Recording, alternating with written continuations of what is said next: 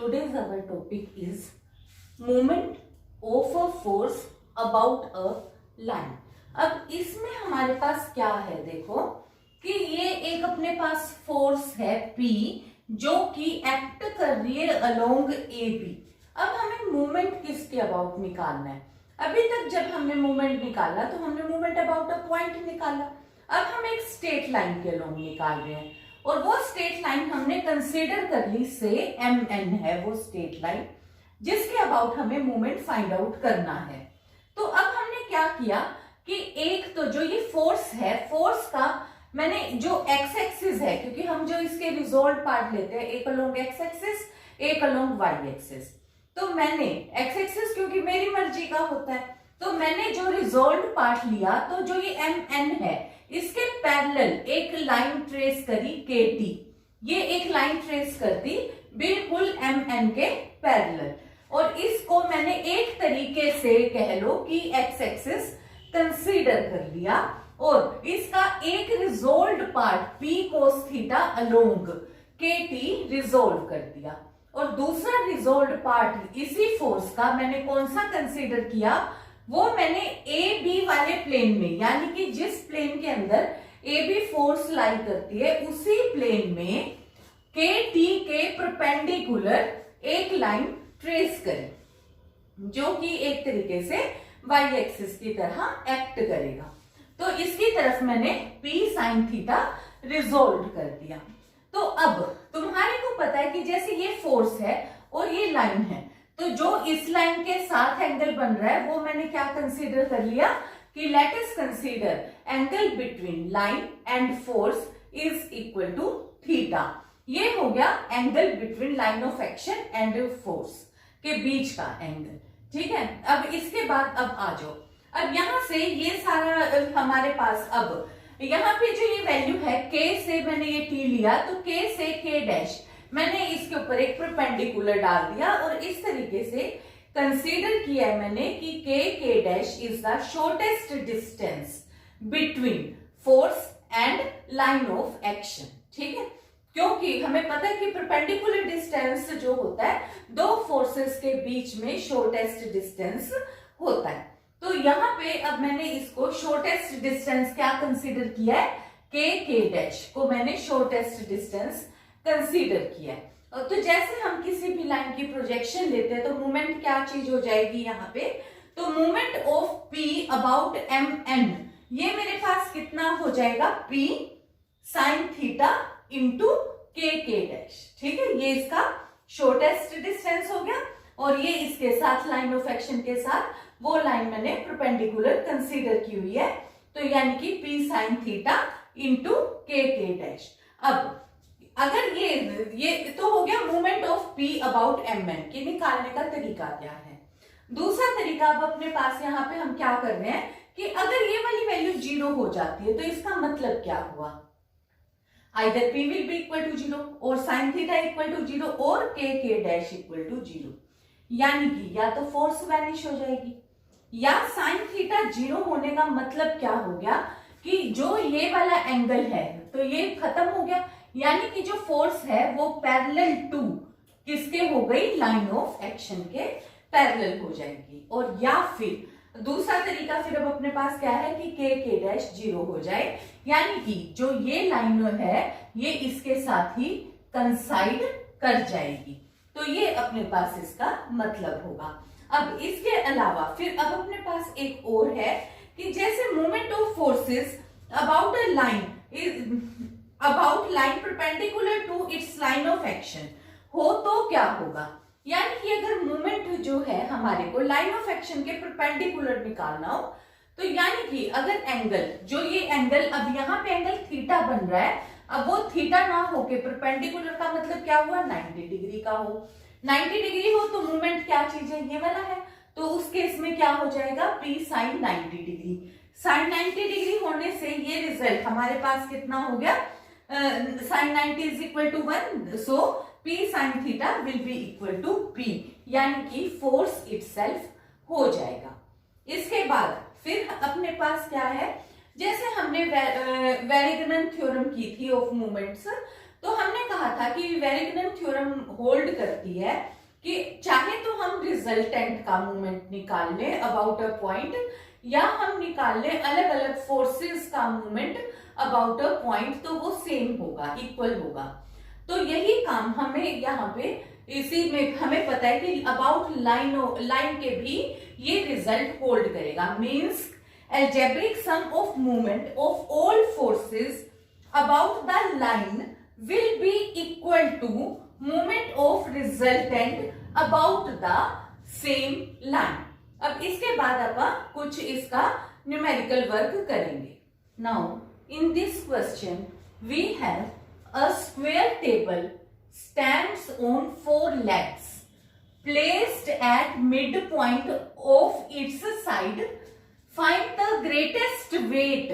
which can be put at one corner of table without upsetting it,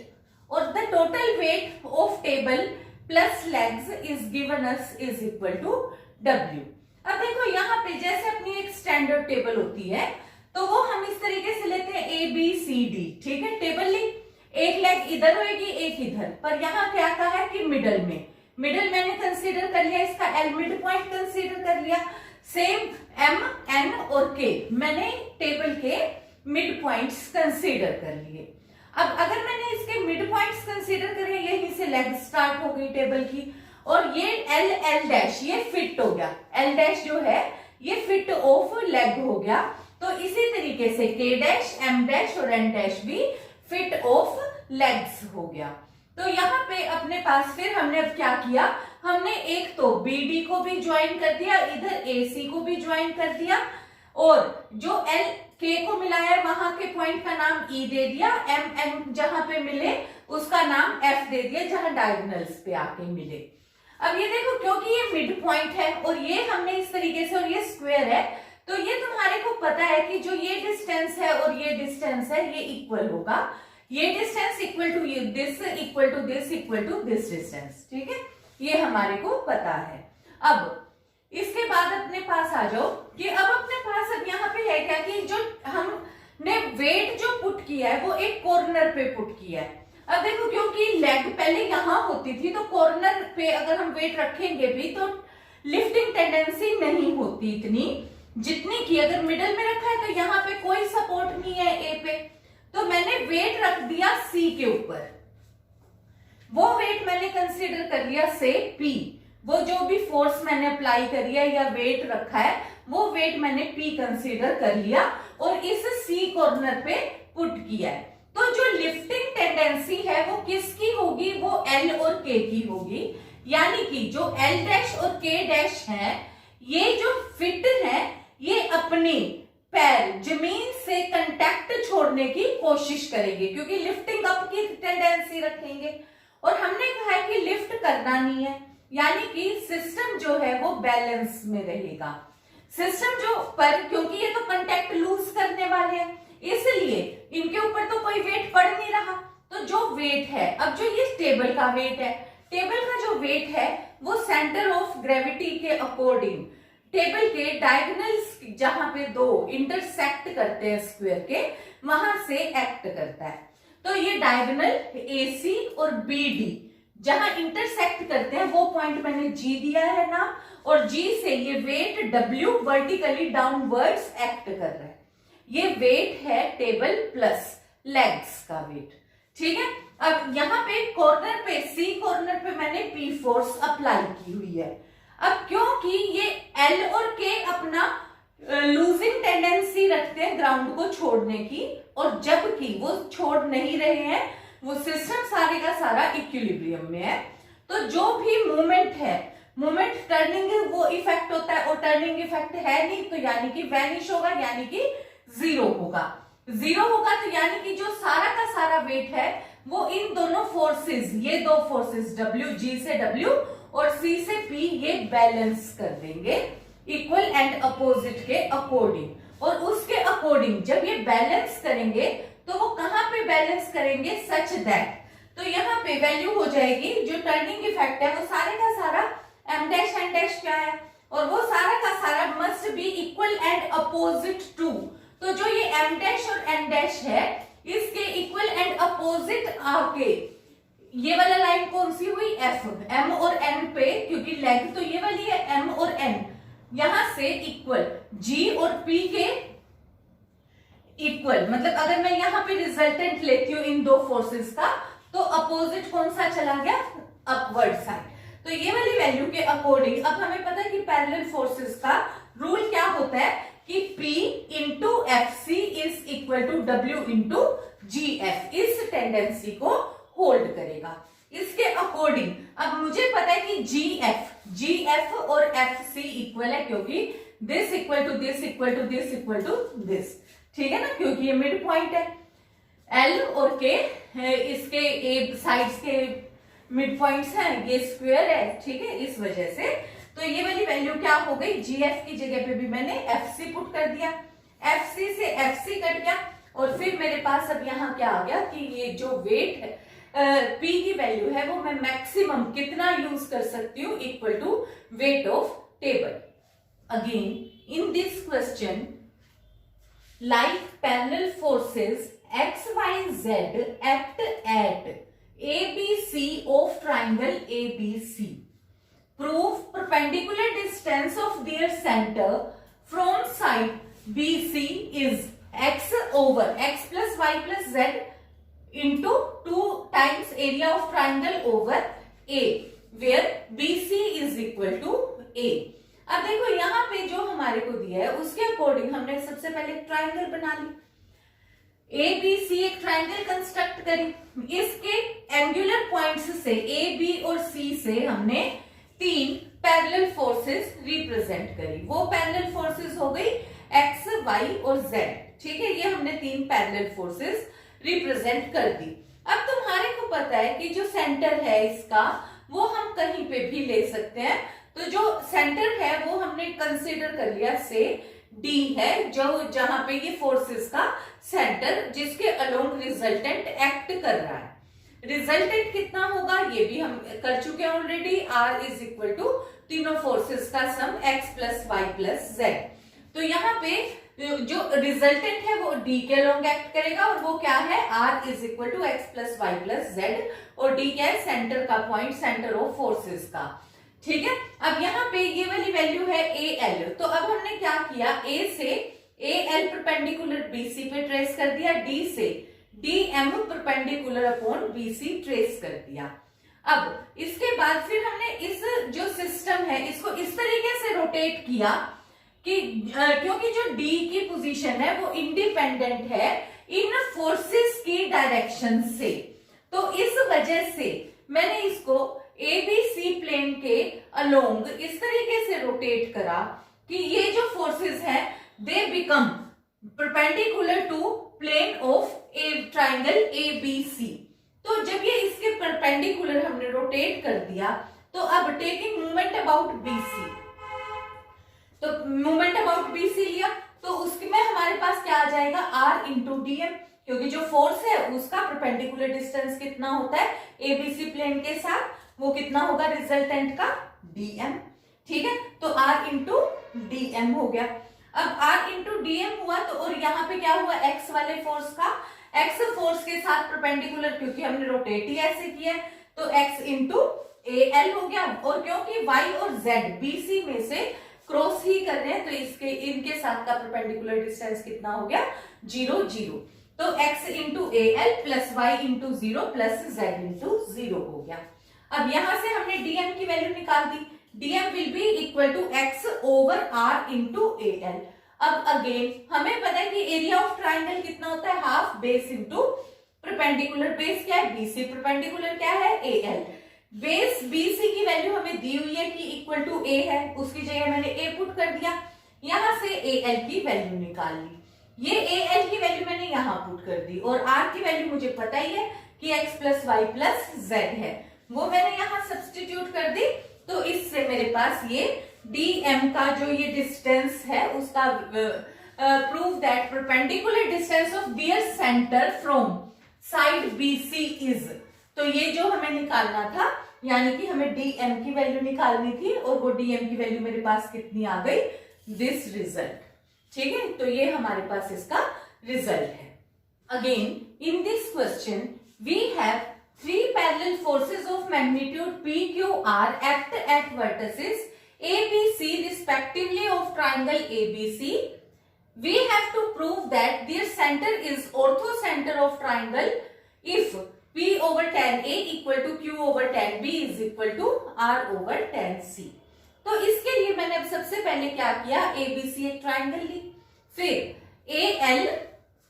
BM और CN ये मैंने perpendicular side पे डाल दिए। कौन कौन से साइड पे, BC, CA और AB साइड्स पे मैंने परपेंडिकुलर ट्रेस कर दिए।